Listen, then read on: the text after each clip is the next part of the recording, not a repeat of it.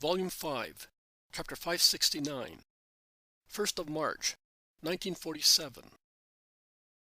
Arrival at Shechem. Here is Shechem, beautiful and ornate, crowded with people of Samaria going to the Samaritan temple, and with pilgrims from all regions going to the temple in Jerusalem. The town is all flooded with sunshine, stretched as it is on the eastern slopes of Mount Gerizim, that dominates it from its western side, and is all green as the town is all white. To northeast Mount Ebal, the appearance of which is even wilder, seems to protect it against northern winds. The fertility of the land, rich in the waters that come down from the mountain watershed and form two charming little rivers, nourished by many brooks, flow towards the Jordan, is wonderful and brims over the walls of gardens and the hedges of kitchen gardens. Every house is decked with greenery, with flowers, with branches on which tiny fruits are swelling. Looking around at the environs, which are clearly visible owing to the configuration of the ground, one sees nothing but the green of olive groves, of vineyards, or orchards, and the golden hue of fields in which every day the glaucous shade of the unripe corn changes more and more into the delicate yellowness of straw, of ripe ears, that the sun and winds bend and blow, making them look almost like white gold. The corn is really yellowing, as Jesus says, and is really golden, after being white when springing up, then the green of a precious jewel, while it grew and formed ears. The sun is now preparing it to die, after preparing it to live. And it is difficult to say when it shall be blessed more, whether now that it leads it to the sacrifice, or when it paternally warmed the earth to make it germinate, and it painted its pale stem, which had just sprung up, with a beautiful green shade, full of vigor and promises. Jesus, who has spoken of that while entering the town and pointing at the place where they met the Samaritan woman, and remembering that remote speech, says to his apostles, to all of them except John, who is already near Mary to comfort her, as she is so sorrowful. And is what I said then not being fulfilled now? We were unknown and lonely when we came in here. We sowed.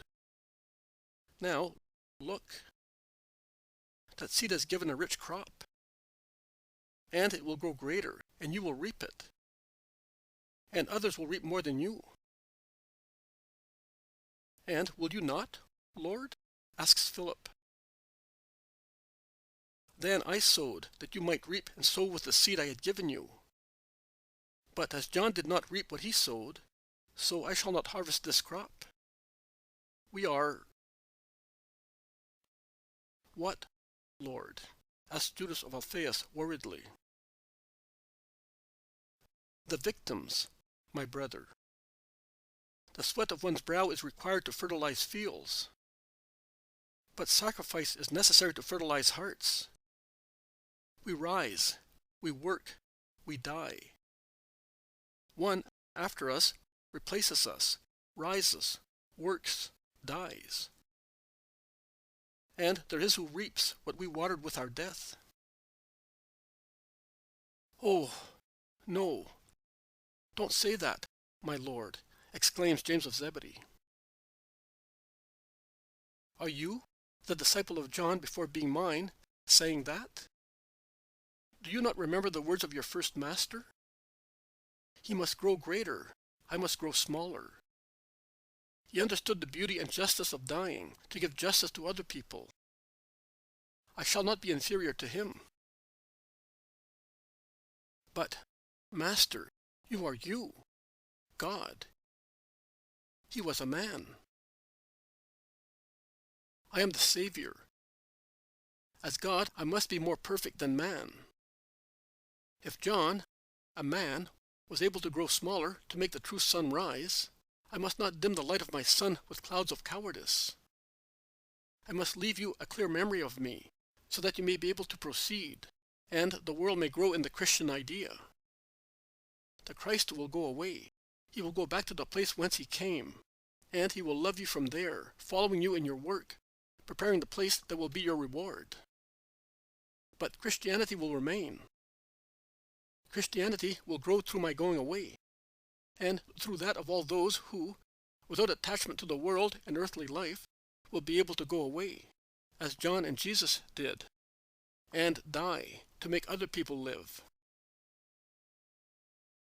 So, do you think that it is right that you should be put to death? Asked the Iscariot, almost panting. I do not think that it is right that they should put me to death. I think that it is just to die, because of what my sacrifice will yield. A homicide will always be a homicide with regard to him who commits it, even if it has a different value and appearance for him who is murdered. What do you mean? I mean that if he who is a homicide, because he has been ordered or forced, such as a soldier in battle or an executioner who must obey a magistrate, or he who defends himself against a highwayman, as not a guilty conscience, or is relatively guilty of killing a fellow man, he who, without order or necessity, kills an innocent, or cooperates in his murder, will appear before God with the dreadful face of Cain. But could we not speak of something else? The Master suffers because of all this. Your eyes are like those of one who is tortured. We feel as if we were in agony. If his mother hears, she will weep. She is already shedding so many tears under her veil. There is so much to talk about. Oh, look. The notables are coming. That will make you keep quiet. Peace to you. Peace to you. Peter, who was a little ahead and has turned round to speak, bows, greeting a large group of pompous people from Shechem, who are coming towards Jesus. Peace to you, Master. The houses that gave you hospitality the last time are ready to receive you, and there are many more for the women disciples and those who are with you. Those whom you helped recently and the first time will come to see you. One woman only will be missing, because she departed from here to lead a life of expiation. So she said, and I believe her, because when a woman divests herself of everything she loved and rejects sin and gives all her property to the poor, it means that she wants to follow a new life. But I could not tell you where she is. No one has seen her any more since she left Shechem. One of our people thought he had seen her dressed as a servant in the village de Defayale. Another one swears that he recognized her, although she was dressed poorly, at Bersabea. But what they say is not certain. When she was called by her name, she did not answer, and they heard her being called Joanna in the former place, and Agar in the latter. It is not necessary to know more, except that she has been redeemed. All other knowledge is vain, and every research is intrusive curiosity. Leave your fellow citizen in her secret peace, and be pleased that she no longer causes scandal. The angels of the Lord know where she is, to give her the only help she needs, the only one that cannot hurt her soul. Be so charitable as to take the women to the houses, as they are tired. I will speak to you tomorrow. I will listen to everybody today, and I will receive your sick people. Are you not staying with us for a long time? Are you not spending the Sabbath here? No. I am spending the Sabbath elsewhere, in prayer. We were hoping to have you for a long time. I have just time to go back to Judea for the feasts. I will leave the apostles and women with you, if they want to remain, until the Sabbath evening. Do not look at one another thus. You know that I must honor the Lord our God more than anybody else, because to be what I am does not exempt me from being faithful to the law of the Most High.